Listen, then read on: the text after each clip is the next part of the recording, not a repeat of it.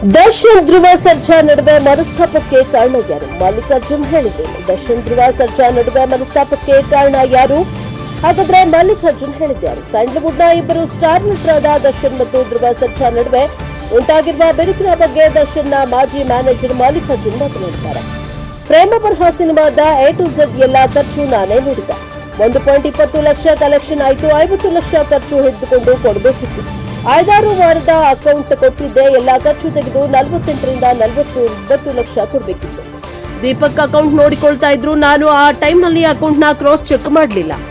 ಅವರಿಗೆ account details ಕೊಟ್ಟೆ. Arjun Sarja sir ಒಂದಿನ ಕರೆದ್ರು. 2 ದಿನಗಳ ಬಳಿಕ ಹೋದಾಗ ಅಕೌಂಟ್ ಅಲ್ಲಿ 60,000ದಿಂದ 1 ಲಕ್ಷ ಹೆಚ್ಚು ಕಮ್ಮಿ ಲೆಕ್ಕ ಆಗಿತ್ತು.